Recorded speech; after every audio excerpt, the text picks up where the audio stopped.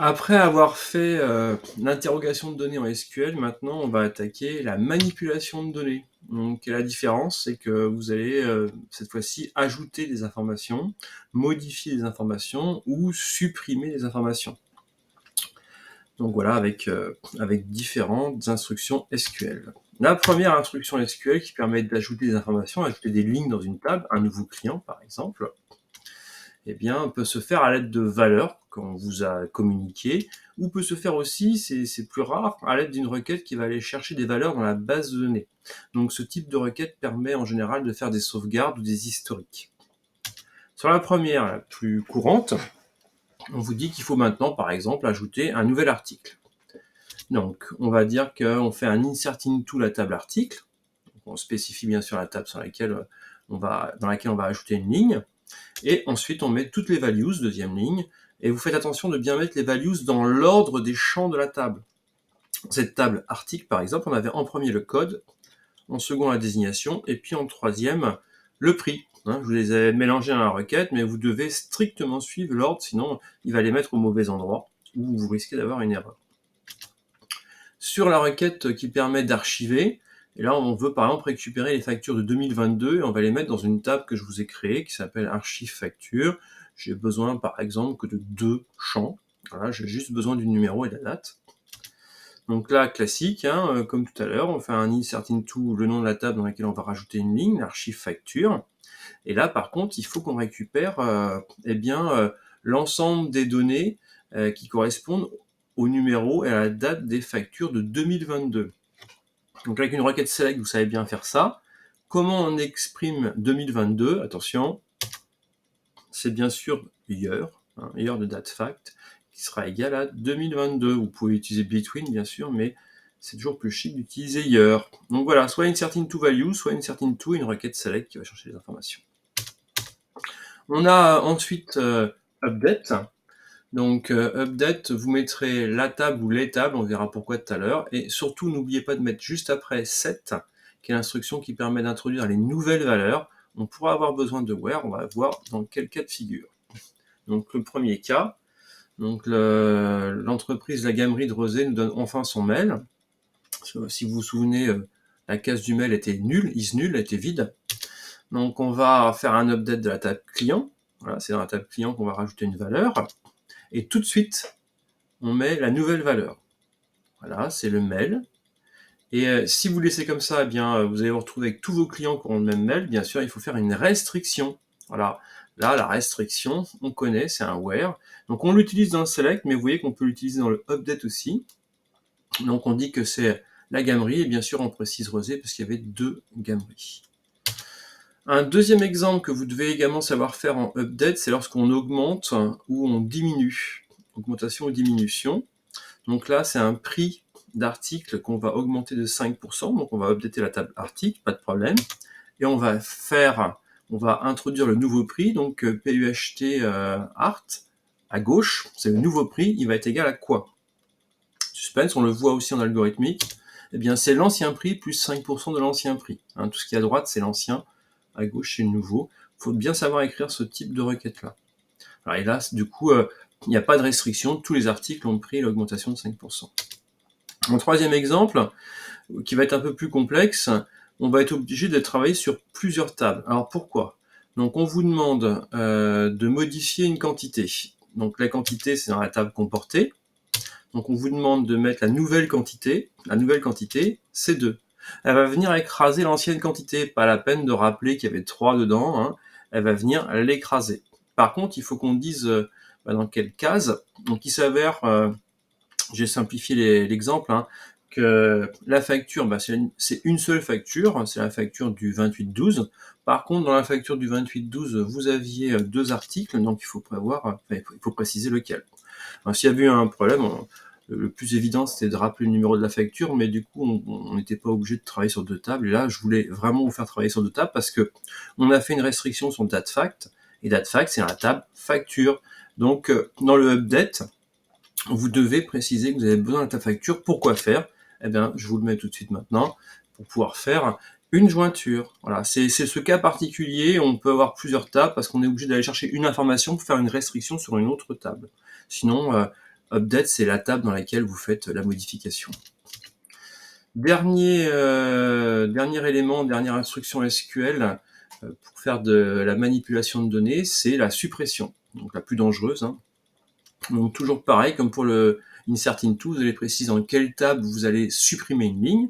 Voilà, et puis vous aurez parfois besoin de faire une restriction avec le where. Donc, premier exemple, je veux supprimer le client Amstramgram, ça va être très simple. C'est un delete de la table client, delete from client. Et puis, il suffit de donner le nom du client, c'est Amstramgram, pas de souci particulier. Voilà, je vous rappelle la table client, et on vient de supprimer notre client Amstramgram. Ça ne pose pas de problème parce que dans la table facture, si vous voyez bien que je vous ai rappelé aussi, il n'y avait pas le client numéro 8. On n'avait jamais travaillé avec lui. Sauf que maintenant, par exemple, je voudrais supprimer le client playback. Et lui, par contre, le client playback, eh bien, vous le voyez ici, code 5, il a deux factures, 6 et 8. Si je fais comme le client Amstramgram, si je le supprime, eh bien, je vais me retrouver, très bien pour la table client, mais je vais me retrouver dans la table facture avec deux lignes, la facture numéro 6 et la numéro 8, avec des clients en code étrangère, un code client 5 en code étrangère, en clé étrangère, pardon, qui n'existe plus en clé primaire, puisqu'il faut imaginer que dans la table client, je n'ai plus le client numéro 5. Et là, du coup, vos données, vos références ne sont plus intègres. Alors, comment faire? L'idée, c'est d'abord, avant de supprimer ce client-là, il faut d'abord faire le ménage dans les factures que ce client avait avec vous. Donc, il va falloir en premier, c'est pour ça que je vous mets petit 1, faire une suppression dans la table facture. On va enlever de la table facture tous ceux dont le code CLI est, et là le problème c'est que j'ai juste le nom du client, moi il s'appelle Playback, donc comment je fais pour trouver son code CLI quand il s'appelle Playback et j'ai juste son nom? Ça aussi vous savez faire, pas d'inquiétude. Il va falloir faire une requête de type select. On a le droit d'imbriquer des requêtes de type select qui vont aller chercher le code client de ce client playback. Alors bien sûr, ça aurait été plus simple l'exercice si je vous avais donné directement le client numéro 5 et que je vous avais autorisé à l'utiliser. Mais là, voilà, c'est pour complexifier un petit peu. Je vous dis qu'on n'a pas le droit d'utiliser. Donc, comment vous faites? Vous êtes débrouillé en faisant une requête imbriquée, c'est parfait. Donc, une fois qu'on a supprimé les factures de ce client playback, eh bien maintenant, on va pouvoir, en deuxième lieu, on va pouvoir le supprimer la table client et ce sera parfait. Donc, ce principe-là s'appelle l'intégrité référentielle. C'est bien si vous le retenez. Le nom du principe, placé dans la copie, ce sera parfait. Ça évite parfois de l'expliquer. Petite complication, pour ceux qui avaient peut-être vu la complication, c'est que dans la table comportée, eh bien, j'ai aussi ces fameuses factures 6 et 8 qui restent. En fait, j'ai pas voulu vous le détailler dans l'exemple pour pas complexifier l'exemple, mais ce qu'il aurait fallu faire, c'est avant la première delete, eh bien, il aurait fallu faire une delete 0, qui aurait été de supprimer les lignes de la facture 6 et les lignes de la facture 8 dans la table comportée. Je vous propose ça tout de suite. Donc, je vais noter comme étant un delete 0. Et donc, dans la table comportée, eh bien, il faut supprimer tous les numéros de facture qui sont dans un sac. Là, c'est in, parce qu'il peut y avoir plusieurs numéros de facture, c'est pas égal. Donc, à vous de faire une requête imbriquée pour aller récupérer tous les numéros de facture du client playback et ce sera parfait. Donc, une petite application maintenant et vous allez pouvoir mettre sur pause. Vous revoilà revenu de la pause. On check rapidement sur ce que vous avez pu faire. Les deux premières requêtes sont assez simples, pas de surprise particulière. Le premier update, au lieu d'avoir une augmentation, on a une diminution, et puis on a une restriction, parce que ça n'était valable que pour les baby-foot. Dans la deuxième, vous avez pu vous poser la question, comment je fais? J'ai 3 informations à modifier, est-ce que je fais 3 sets? Non, on fait un seul set, et on met des virgules pour séparer. Sur le set, vous avez d'abord la rue, et après le CP, et enfin la ville. On peut, dans un même update, finalement, modifier plusieurs valeurs. Ok? Voilà, sur le reste des exercices, le troisième exercice, vous aviez classiquement un delete, comme tout à l'heure, avec là, vous aviez juste 2 niveaux. Voilà. Respect de l'intégrité référentielle. Et on retrouve cette intégrité référentielle, non pas à la suppression seulement, mais aussi à l'insertion. Dans la requête 4, je vous avais proposé plusieurs choses, un nouvel article, une nouvelle facture. et puis de nouvelles lignes de facture. Dans quel sens on les intègre? Il faut toujours créer la clé primaire en premier pour pouvoir ensuite l'utiliser en clé étrangère. On fait l'inverse en suppression, on supprime d'abord les clés étrangères pour supprimer en finale, à la fin, les clés primaires. Donc là, revoyez bien, vous aviez un ordre strict à suivre, il fallait d'abord créer l'article et la facture, voilà, et ensuite comporter. On aurait pu créer la facture et l'article, ça c'était pas gênant, mais en tout cas il fallait créer article et facture avant comporter. Et puis la dernière requête, je voulais proposer parce que il arrive parfois qu'on n'ait pas toutes les informations.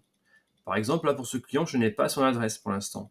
Dans ces cas-là, eh bien, on respecte la règle qu'on avait édictée tout à l'heure. Il faut suivre l'ordre. Donc, en premier, le code, en deuxième, son nom. Et comme j'ai pas les 3 informations de son adresse complète, eh bien, je mets des guillemets. Je remplis quand même les cases. Je lui dis, ben, prévois de mettre quelque chose. En fait, il ne met rien.